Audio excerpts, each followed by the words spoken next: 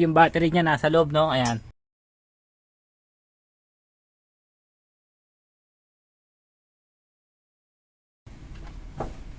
Tapos ito mga discover, iangat natin to.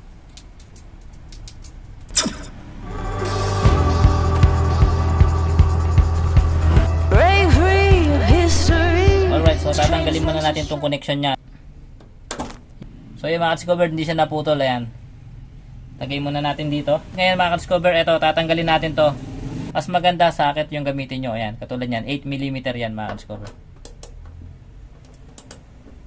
Ayan. Lilinisin ko muna.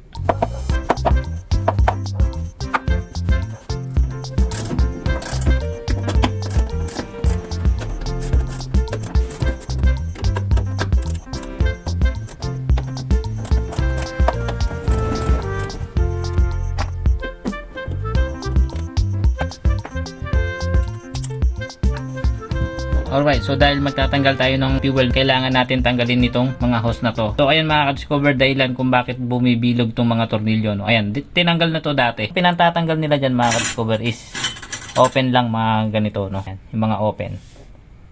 So ito po yung mga tamang pang ano nyan, na pangtanggal dito. Ayan, papasok nyo dito. So ganito ang tama. 19 dito, then ito 14. So tanggalin ko lang to mga ka-discover, no? Let's go.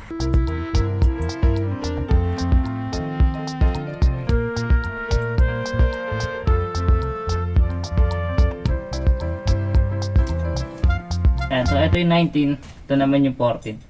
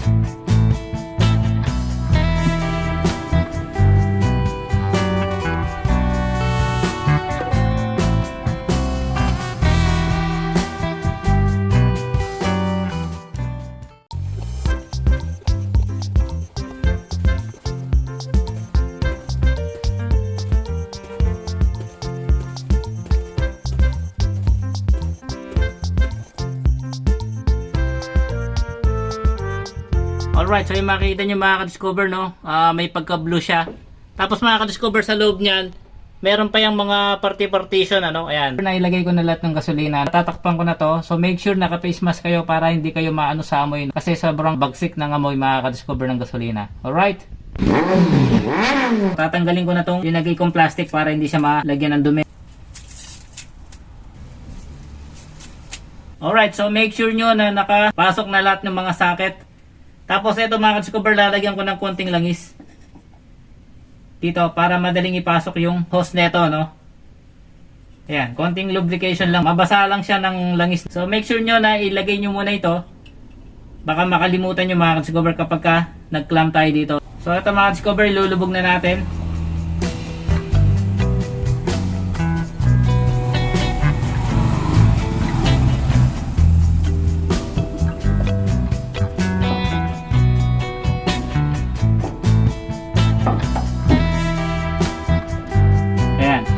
Tapos itatapat na natin sila doon sa mga tornilyo nila, no?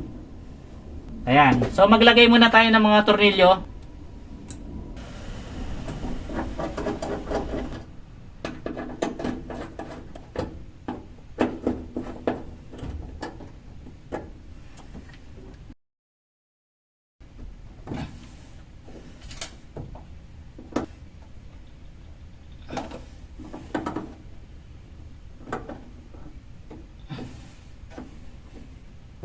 Ayan, naipasok ko na mga discover, tapos ilalagay ng clip.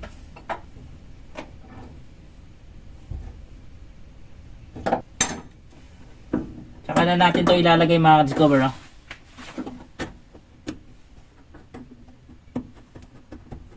Mas maganda flare nut wrench ang gamitin nyo dito.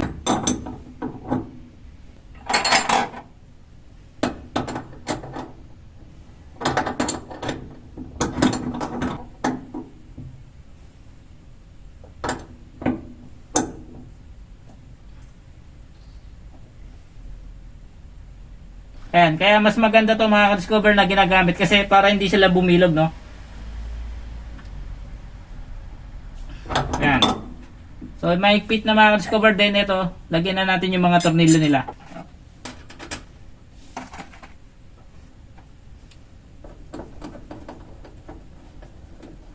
So, gagamitan ko na siya ng torque wrench.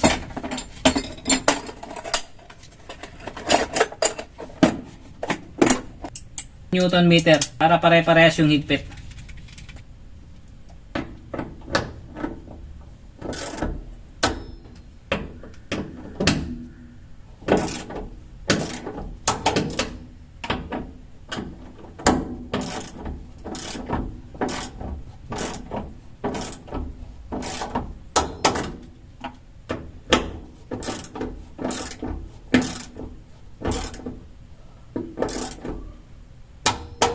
Alright, so yung mga ka-discover, hinigpitan ko lang siya sa 6 Newton meter lang. Double check natin.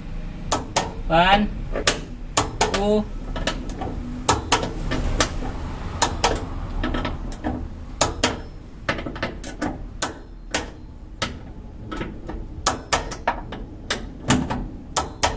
ayan, so 6 Newton meter lang mga ka-discover yung linagay ko. Titignan nyo bukas kung may tatalsik dito, ibig sabihin na meron siyang leak dito. So kapag wala, pwede nyo nang takpan mga ka-discover. So ilalagay na natin tong socket nya. Make sure nyo lang magkiklik siya, no? Ayun. Alright. Kanyang power steering, wala siya sa maximum level kapag ka-hold. So dadagdagan ko na lang yung kanyang brake fluid. Sobrang puno. Hanggang dito na yung ano niya. Dapat hanggang dito lang sa maximum. Gulong, i-check na rin natin.